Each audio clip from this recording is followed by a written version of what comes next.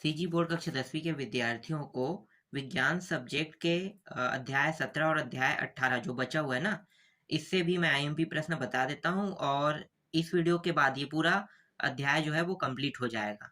ठीक है, सिर्फ एक एक नंबर वाले प्रश्न बचेगा, तो एक एक नंबर वाले प्रश्न में ब्लूप्रिंट के हिसाब से आपको पढ़ना है। अगर किसी अध्याय से प्रश्न नहीं आएगा तो आपको उसे पढ़ना ही नहीं है और जहाँ से आएगा वहां से ही आपको पढ़ना है। ठीक है, तो ब्लूप्रिंट आपको देखना है और जो परीक्षा बोर्ड में प्रश्न है उसको देख लेना। परीक्षा बोर्ड में जो प्रश्न आपको देखने को मिलेगा, यहाँ पे 8 से 9-10 प्रश्न आपको आपके वार्षिक पेपर में देखने को मिलेगा, अगर आप परीक्षा बोर्ड से पढ़ते हो तो। और जो 4-5 प्रश्न बाकी है ना, वो प्रश्न बैंक से आएगा। ठीक है, तो चलो मैं आपको दिखा देता हूँ प्रश्नों को, कौन-कौन से प्रश्न ब्लूप्रिंट के हिसाब से आपको पढ़ना है और कौन-कौन से प्रश्न आएगा उनको टिक कर लेना। तो देखो, एक प्रश्न ये है, अति लघु त्रिप्रश्न में दूसरा प्रश्न देखना है, नमक के 2 प्राकृतिक स्रोत, क्योंकि यहाँ से 2 नंबर और 4 नंबर के प्रश्न आएगा। तो हम 3 नंबर 3 नंबर के प्रश्नों को तो देखेंगे नहीं, ठीक है? उसके अलावा जो बड़े-बड़े प्रश्न है उसको भी देखने की जरूरत नहीं है, सिर्फ हम नंबर वाइज देखेंगे। तो ये प्रश्न इंपॉर्टेंट है। इसके अलावा मैं आपको दिखा देता हूँ, जैसे कि ये प्रश्न है, बेकिंग सोडा का रासायनिक सूत्र, 2 महत्वपूर्ण उपयोग लिखिए कह रहा है। ठीक है, उत्फुलन किसे कहते हैं, इसको देखना है आपको। इसी तरह से देखो, बेकिंग पाउडर किन यौगिकों का मिश्रण है, प्लास्टर ऑफ पेरिस किन गुणों के कारण डॉक्टर इसका उपयोग हड्डियों के स्थिर रखने के लिए करते हैं। ठीक है, ये प्रश्न इंपॉर्टेंट है। 7वां देखो, ये भी है, 8वां सीमेंट जिप्सम क्यों मिलाया जाता है। ठीक है, कांच के ये है, ये छोटे छोटे प्रश्न है, इसको आप छोड़ सकते हो, ये प्रश्न इंपॉर्टेंट नहीं है। लेकिन एक नंबर के जब प्रश्न आते हैं तो यहीं से उठा देते हैं कुछ प्रश्न, तो इसीलिए जब एक एक नंबर ब्लूप्रिंट तो अभी मैंने देखा नहीं है, मैंने सिर्फ ब्लूप्रिंट में 2 नंबर और 4 नंबर का देखा है। ठीक है, तो 2 और 4 का भी बता रहा हूँ, अगर एक एक नंबर होगा तो इनको पढ़ना और नहीं होगा तो फिर पढ़ना ही नहीं है इसको। आगे देखो, ये प्रश्न इंपॉर्टेंट, इसको टिक कर लेना और ये वाला भी इंपॉर्टेंट है। इसके अलावा 2 नंबर में ये भी इंपॉर्टेंट है। ठीक है, आगे दिखाता हूँ। 2 नंबर में मृदु और कठोर जल किसे कहते हैं। देखो, मृदु और कठोर का मतलब आप जानते हो ना, ठीक है, जानते हो कि नहीं? नहीं जानते हो तो आपको पता होना चाहिए, अम्लीय और क्षारीय ही मृदु और कठोर को दर्शाता है, याद रखना। मृदु कह रहा है मतलब ये अम्लीपन रहेगा और कठोर मतलब क्षारीयपन रहेगा। और इसके बाद बर्फीले वाले है, ये वाला प्रश्न 2 नंबर के लायक है, ये भी 2 नंबर के लायक है।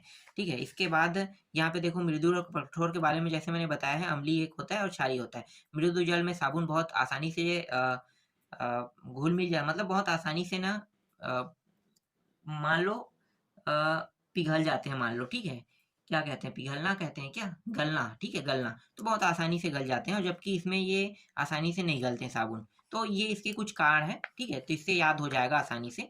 और ये जल में कठोरता के क्या कारण है, तो जल में कठोरता के जैसे कारण है तो यहाँ पे बताया, देखो यहाँ पे क्या क्या पाया गया है जल में कठोरता के कारण, जैसे कहेगा शुद्ध जल, यहाँ पे देखो सोडियम पाया गया है तो कठोर, देखो क्या क्या चीज होने पर ये कठोर होगा, यहाँ पे है। ठीक है, नॉर्मली कहो तो नमक जिसमें ज़्यादा पाया जाता है वो कठोर रहता है, तो आप इस तरह से भी बता सकते हैं। अस्थाई कठोर और एक होता है स्थाई कठोर होता है। अस्थाई कठोर, कठोर क्या होता है, आसानी से झाग नहीं देता ना, तो ये अलग है। इसके बाद देखो स्थाई कठोर है, ये रहा। ठीक है, इसके बाद आपको देखना है डायरेक्ट, ये चौथा प्रश्न देखना है, ये इंपॉर्टेंट है। ठीक है, ये प्रश्न इंपॉर्टेंट है। इसके बाद ये 5वां प्रश्न देखना है, 5वां इंपॉर्टेंट है 4 नंबर के में। और इसके बाद डायरेक्ट 7वां देखना है आपको, 6वां नहीं देखना है, ये 7वां प्रश्न इंपॉर्टेंट है। ठीक है, ये वाला, फिर ये वाला प्रश्न इंपॉर्टेंट है, इसको देखना है आपको। और एक प्रश्न ये सीमेंट निर्माण की विधि, 4 नंबर के प्रश्न बता रहा हूँ अभी, तो 4 नंबर में आपको ज़्यादा नहीं देखना है, 3-4 प्रश्न देखना है।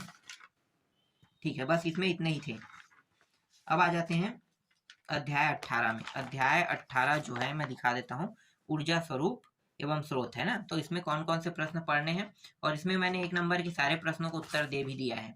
ठीक है, कौन कौन से आने वाले हैं तो उसकी सूचना आपको मिल चुकी है पहले ही।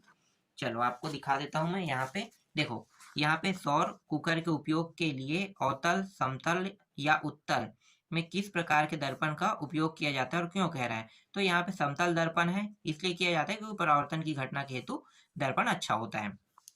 दूसरा प्रश्न देखो, ये 1 नंबर के लायक है, तो 1 नंबर से प्रश्न जैसे आते हैं तो सौर सेल आ जाएगा यहाँ पे। ठीक है, इसी तरह से 1 नंबर के प्रश्न ये भी है।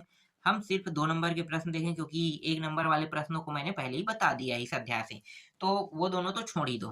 डायरेक्ट आ जाओ, चौथा को टिक करना है आपको, इसको पढ़ना है। ऊर्जा रूपांतरण से आप क्या समझते हैं? तो ऊर्जा के एक रूप से दूसरे रूप में परिवर्तन को हम क्या कहते हैं? ऊर्जा रूपांतरण कहते हैं। ठीक है, जैसे कि देखो रासायनिक ऊर्जा, ऊष्मीय ऊर्जा, गतिज ऊर्जा, ये सब है।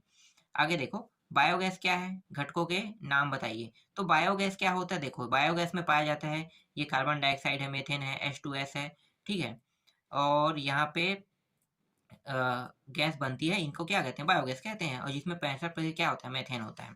ठीक है, उन तत्वों के नाम लिखिए जिनका उपयोग सौर सेल के निर्माण में किया जाता है। देखो silicon, boron, germanium, bismuth, antimony, ये सब है। बता सकते हो? बहुत आसान है ये। परमाणु बम में किस प्रकार की अभिक्रियाएं होती है? तो एक तो होता है नाभिकीय विखंडन होता है, ठीक है, नाभिकीय विखंडन, तो आपको नाभिकीय विखंडन ले लेना है। इसी तरह से देखो 8वां भारत में नाभिकीय रिएक्टर कहाँ है? तो देखो तारापुर परमाणु शक्ति संयंत्र है, मुंबई में है तारापुर, ठीक है, मुंबई मतलब महाराष्ट्र राज्य वाला है। राजस्थान में परमाणु शक्ति में कोटा राजस्थान में है, और क्लपकम ये तमिलनाडु में है। इंदिरा गांधी परमाणु अनुसंधान केंद्र के नाम से जाना जाता है। नरोरा है, नरोरा जो है ये उत्तर प्रदेश में है। ये सब परमाणु शक्ति केंद्र है ना।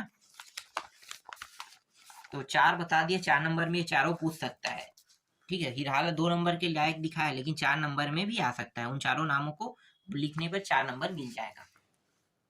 नाभिकीय रिएक्टर में मंदन का क्या कार्य है? तो मंदन जो है वो काम करता है किसी चीज को रोकने के लिए। मंद मतलब रोकना, समझो, ठीक है। तो मंदन मतलब रोकने के लिए। आगे देखो, इसके बाद है पृथ्वी के वायुमंडल द्वारा 1 सेकंड में प्रति वर्ग मीटर कितनी और ऊर्जा प्राप्त की जा सकती है? तो 1.36 × 10⁻³ जूल, ये आपको उत्तर लेना है।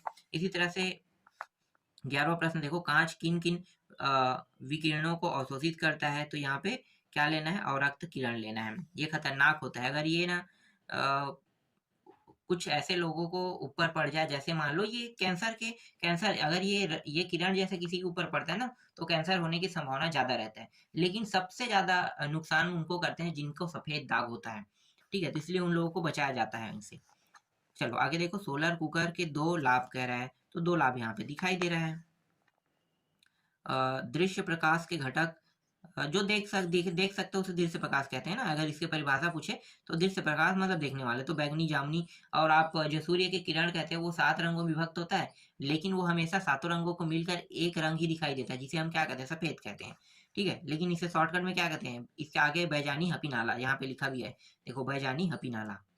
इसी तरह से ज्वलन ताप क्या है? ठीक है, यहाँ पे देखो एलपीजी क्या है? ये घरों में हम उपयोग करते हैं खाना बनाने के लिए, उसको एलपीजी कहते हैं, ऐसे भी बोल सकते हो। बायोगैस के 2 उपयोग, ये भी ईंधन के रूप में ही काम आता है बायोगैस, लेकिन ये गोबर से बनता है, मान लो गोबर है, ठीक है, तो ये सड़े गले चीजों से मिलके बनाया जाता है इनको। इसी तरह से पवन ऊर्जा के कोई 2 उपयोग, ठीक है, तो देख सकते हो यहाँ पे 2 उपयोग। और ये 18वां प्रश्न है, समुद्र में उत्पन्न होने वाली किन्हीं 2 ऊर्जा के नाम लिखिए। तो ये ज्वारी और जल विद्युती। इसके बाद नेक्स्ट देखो, सौर कुकर बक्से को भीतर पर काला क्यों रंगते हैं? ये पता होना चाहिए, ठीक है, आसान प्रश्न है। चलो आगे देखते हैं। दूसरा प्रश्न देखो, ऐसे 2 स्रोतों के नाम लिए जिनमें नवीकरणीय मानते हैं, अपने चयन के लिए तर्क दीजिए। तो देख लो। फिर तीसरा प्रश्न देखो, सौर ऊर्जा उपयोग के लाभ लिखिए। चौथा प्रश्न देखो, पवन ऊर्जा की सीमाएं लिखिए। फिर इन दोनों को देख लो, ठीक है। छठवां प्रश्न, सौर सेल के 2 लाभ, और ये है नाभिकीय विखंडन के बारे में बताना है। 3 नंबर के प्रश्न है ना, तो इस अध्याय से 2 और 3 नंबर के प्रश्न आएगा। तो और कुछ प्रश्न आ सकते हैं, जैसे कि ये प्रश्न आ सकता है। लघु उत्तरीय प्रश्न क्रमांक में देखो, ये वाला नाभिकीय संलयन विखंडन में अंतर कहेगा, तो 3 कम से कम आपको लिखना है, 3 नंबर मिल जाएगा। और ये वाला है नवीनीकरण स्रोत और अनवीनीकरण स्रोत क्या होता है? तो ये बहुत आसान है। नवीनीकरण स्रोत ऐसे स्रोत को कहते हैं जैसे हवा, जल, बायोगैस, ये सब नवीनीकरण स्रोत है। जबकि अनवीनीकरण स्रोत क्या है? कोयला, पेट्रोलियम, प्राकृतिक गैस है, ठीक है। और ये नामांकित चित्र वाला जो प्रश्न है, ये तो देखने को नहीं मिलेगा, हाँ, लेकिन 3 नंबर में आएगा, तो थोड़ा सा जानकारी यहाँ पे लिखने के लिए आ सकता है सोलर सेल के बारे में। तो सोलर सेल के जैसे डिब्बे के बारे में आप लोग देख लेना कि इनका क्या उपयोग है।